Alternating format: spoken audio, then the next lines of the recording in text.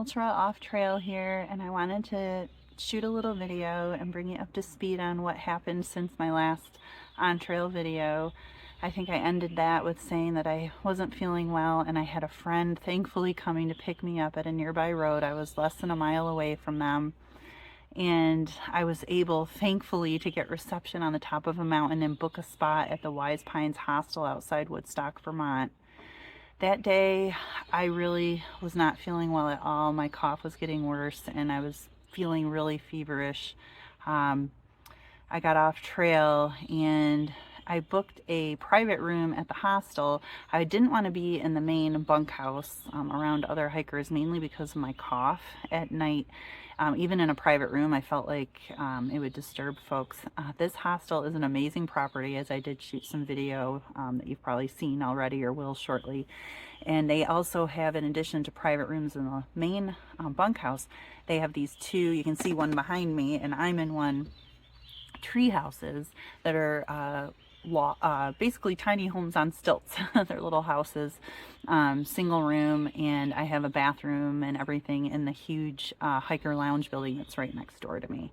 I couldn't have asked for a more peaceful and restful place to recuperate. I got here on Sunday afternoon, spent the night, and Monday I was able to get a trail angel to take me to the urgent care in Lebanon, New Hampshire, which is probably a half hour away. During this, mind you, there were torrential rainstorms all of Sunday night, Monday. Rivers were flooding, roads were blocked. This trail angel took time out of her day to come get me and bring me to urgent care. I did wear a mask. I was suspicious I had bronchitis. My chest had hurt when I coughed. And I got to urgent care, and as I was arriving there, I got a message from a woman I had been in a hostel with over the 4th of July that she tested positive for COVID. No surprise, I tested positive for COVID. At that time, I was probably at the end of my quarantine period. The doctor said 24 to 48 more hours. I came back here. I called the hostel before I came back. They said, of course, you're welcome to stay here. I already have a private room. They would bring me my breakfast. It's usually a group breakfast. And when I was in the common rooms, I was just to wear a mask. And they did tell all the people that were staying here, and I texted my friends that had shuttled me. Everyone was so kind and compassionate, and asked what they could do, how I was feeling. And I was able to have someone go to the store for me and get some food. And I've been great, just resting, and I feel probably 75% better. Yeah, it's been unreal. And hey, if there's a time to have COVID, it might as well be when there's a 1,000-year flood going on. Everybody was off trail Monday, and a lot of people were off yesterday. Today is Wednesday, and I'm the only hiker here.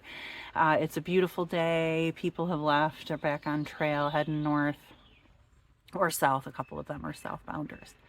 I will be hitting the trail tomorrow, cautiously. I have a plan to go probably shorter than I normally would push for, and then I also have a plan B for each day that's even shorter than that. If I'm able to stick to my main plan, I should be in New Hampshire by Friday, which is 2 days from now, and then in about a week I will be approaching the White Mountains. And I just talked to Jedi on the phone. He felt like my plan was reasonable. I am a little discouraged. It's putting me further behind, even though behind is an abstract concept. I don't have a fixed deadline. I just feel like I've fallen behind somehow, but I know that's a figment of my mind. Forward is a pace. I am going to take it slowly and cautiously, and I am going to finish this hike. I know that I will continue to recuperate because I will be taking it slow, and I already go to bed super early and get tons of rest, so I have that going for me. Anyway, I wanted to just share what had happened, and thank you to everyone that had checked in on me. I feel so much, even when I was the worst I was this time. I had COVID last year as well, and that was way, way worse. I'm optimistic that I'll bounce back a little more quickly. I am fully vaccinated, fully boosted. That only could have helped me. I'm so grateful for that. Anyway, I'm looking forward to getting back on trail, and thank you everyone for following along thus far, and I'm looking forward to seeing those states, New Hampshire and Maine. I'm coming for you. I'm here at Wise Pines Hostel, and I wanted to take a quick video of the outside view of this amazing property. The building you see here is the Hiker, right here is the Hiker Lounge, and I did take some photos of the inside. Downstairs it has a hallway you walk in that has a laundry room and a large washroom that serves as the main bathroom for the two tree houses, which I'll show you later, which is where I stayed. And upstairs is a beautiful yoga studio slash movie studio space. And this is where all the breakfast is served, and hikers can come in and make dinner and lounge around and that sort of thing. And over to the right there in the barn is the Hiker Barn. This is where you arrive when you check in. There is a check-in room. They're in the process of building a pack room because they do ask that you take your pack and shoes off before entering. There's a very small kitchenette, 2 private rooms, and upstairs is the bunk room. I won't be able to go in there and take photos today because there are other hikers in there and the staff and that sort of thing, but I will try later. It's a really nice building. And over there is the owner's home. In between the Hiker Barn and the lounge, where I did take some photos up this little path, and I'll show you, are 2 what they call tree houses that are private rooms, kind of like tiny house on stilts. You can see down there is the Hiker Lounge building I had showed you before, and that has the main bathroom for both of the tree houses, which are each have stairs and a porch and an underneath patio area with 2 hammocks. I was able to enjoy that yesterday in the nice weather. And it's really just one room, and mine is messy, full disclosure, keeping it real. But I love sitting out here on the porch having coffee because they have been kind enough to deliver my breakfast to me. And it's a little dark.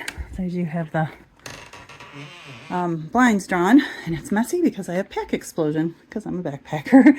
But it is an octagon shaped room with a queen size bed. There's a fan, a mini fridge, a water dispenser, recycling, compost, and a lot of room for me to spread out my gear. And there are 3-4 windows in here, so I get a lovely breeze at night. And I do have a fan. I've been very comfortable in here. The ceiling is kind of cool. Excuse the light. You can see the octagon shaped, and there's a light over the bed that's been great for reading. And I have to say, it's been a very peaceful place to recuperate, and I'm very thankful for them accommodating me.